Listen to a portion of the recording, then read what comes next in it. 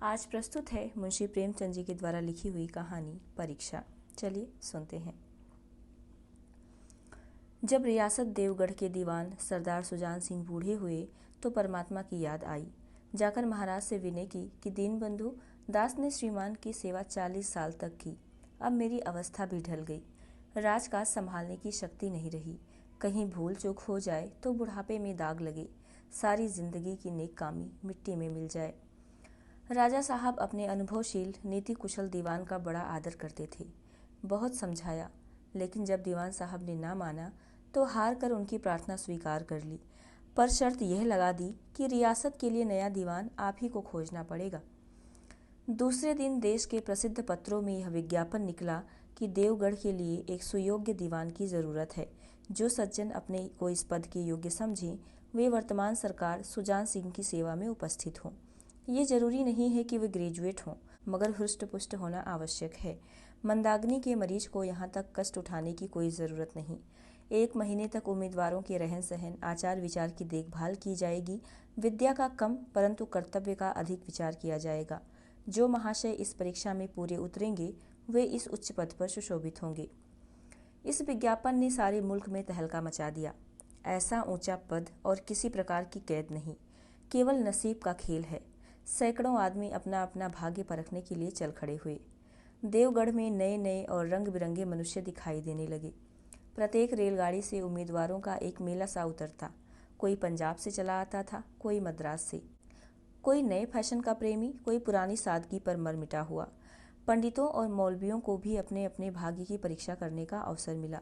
बेचारे सनत के नाम पर रोया करते थे, यहाँ उसकी कोई ज़रूरत नहीं थी। रंगीन एमामे, चोगे और नाना प्रकार के अंगरखे और कंटोप देवगढ़ में अपनी सज धज दिखाने लगे, लेकिन सबसे विशेष संख्या ग्रेजुएटों की थी, क्योंकि सनत की कैद न होने पर भी सनत से पर्दा तो ढका रहता है। सरदार सुजान सिंह ने इन महानुभावों के आदर सत्कार का बड़ा अच्छा प्रबंध कर दिया था। लोग अपने अपने कमरों में बैठे हुए रोजेदार मुसलमानों की तरह महीनों के दिन गिना करते थे।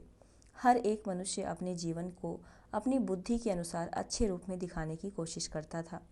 मिस्टर अ 9 बजे दिन तक सोया करते थे। आजकल वे बगीचे में टहलते हुए उषा का दर्शन करते थे। मिस्टर ब को हुक्का पीने की लत थी। आजकल बहुत रात गए किवाड़ बंद करके अंधेरे में सिगार पीते थे। मिस्टर दा, सा और जा से उनके घरों पर नौकरों की नाक में दम था, लेकिन ये सज्जन आजकल आप और जनाब के बगैर नौकरों से भी बातचीत नहीं करते थे। महाशय का नास्तिक थे, हक्सले के उपासक, मगर आजकल उनकी धर्मनिष्ठा देखकर मंदिर के पुजारी को पदच्युत हो जाने की शंका लगी रहती थी। मिस्टर ला को किताब से घृणा थी, परंतु आजकल वे बड़े बड़े ग्रंथ देखने पढ़ने में डूबे रहते थे। जिससे बात कीजिए वह नम्रता और सदाचार का देवता बना मालूम होता था। शर्मा जी घड़ी रात से ही वेद मंत्र पढ़ने लगते थे और मौलवी साहब को नमाज और तलावत के सिवा और कोई काम न था। लोग समझते थे कि 1 महीने का झंझट है, किसी तरह काट लें, कहीं कार्य सिद्ध हो गया तो कौन पूछता है। लेकिन मनुष्यों का वो बूढ़ा जौहरी आड़ में बैठा हुआ देख रहा था कि इन बगुलों में हंस कहाँ छिपा हुआ है। एक दिन नए फैशन वालों को सूझी कि आपस में ही हॉकी का खेल हो जाए। यह प्रस्ताव हॉकी के मंजे हुए खिलाड़ियों ने पेश किया। यह भी तो आखिर एक विद्या है, इसे क्यों छिपा रखें। संभव है कुछ हाथों की सफाई ही काम कर जाए। चलिए, तय हो गया।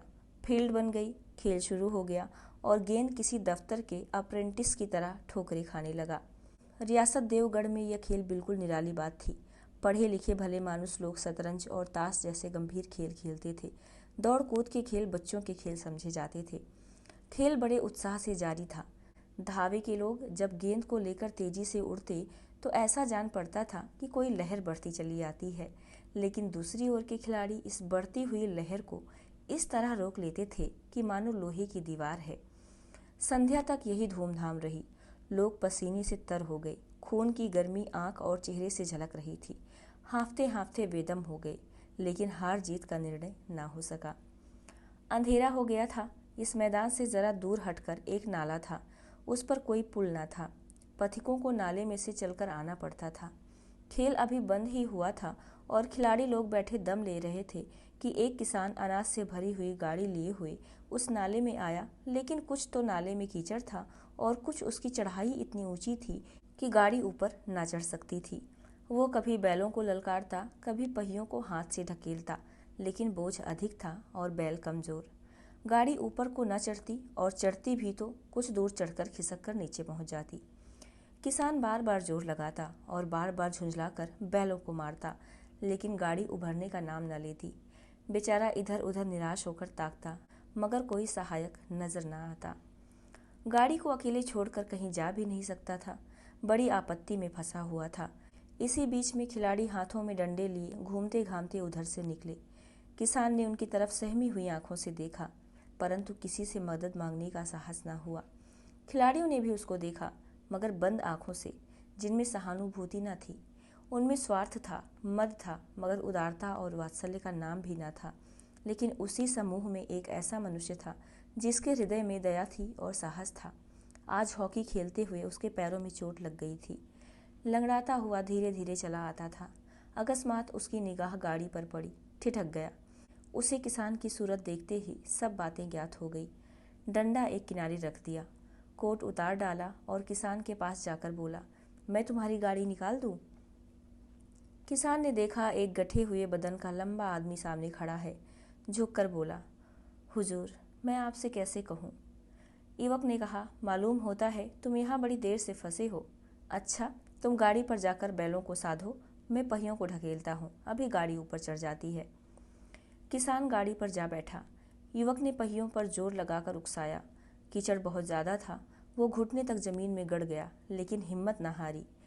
उसने फिर जोर किया। उधर किसान ने बैलों को ललकारा। बैलों को सहारा मिला, हिम्मत बंध गई। उन्होंने कंधे झुकाकर एक बार जोर किया तो गाड़ी नाले के ऊपर थी। किसान युवक के सामने हाथ जोड़कर खड़ा हो गया। बोला, महाराज, आपने आज मुझे उबार लिया, नहीं तो सारी रात मुझे यहाँ बैठना पड़ता। युवक ने हंसकर कहा, अब मुझे कुछ इनाम देते हो? किसान ने गंभीर भाव से कहा, नारायण चाहेंगे तो दीवानी आप ही को मिलेगी।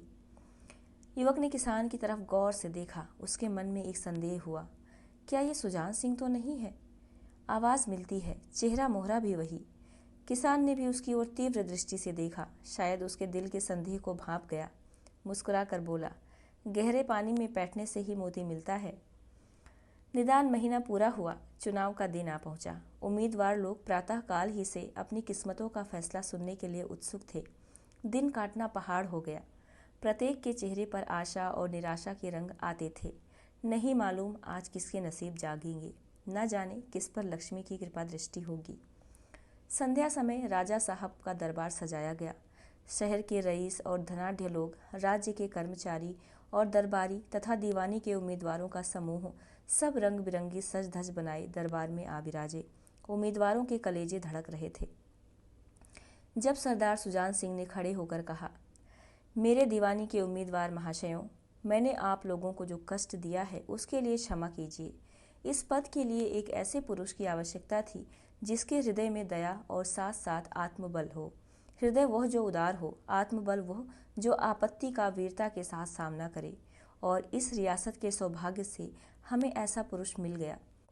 ऐसे गुण वाले संसार में कम हैं, और जो हैं वे कीर्ति और मान के शिखर पर बैठे हुए हैं, उन तक हमारी पहुंच नहीं।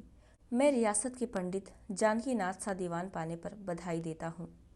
रियासत के कर्मचारियों और रईसों ने जानकी नाथ की तरफ देखा। उम्मीदवार दल की आंखें उधर उठीं, मगर उन आंखों में सत्कार था, इन आंखों में ईर्ष्या। सरदार साहब ने फिर फरमाया, आप लोगों को यह स्वीकार करने में कोई आपत्ति न होगी कि जो पुरुष स्वयं जख्मी होकर भी एक गरीब किसान की भरी हुई गाड़ी को दलदल से निकालकर नाले के ऊपर चढ़ा दे, उसके हृदय में साहस, आत्मबल और उदारता का वास है। ऐसा आदमी गरीबों को कभी न सतावेगा। उसका संकल्प दृढ़ है जो उसके चित्त को स्थिर रखेगा। वो चाहे धोखा खा जाए, परंतु दया और धर्म से कभी न हटेगा। तो ये थी मुंशी प्रेमचंद जी के द्वारा लिखी हुई कहानी परीक्षा। इस तरह की और कहानियाँ सुनने के लिए चैनल को सब्सक्राइब करें, साथ में बेल आइकन जरूर प्रेस करें। और प्रस्तुति आपको कैसी लगी, इस पर अपनी प्रतिक्रिया अवश्य दें। धन्यवाद।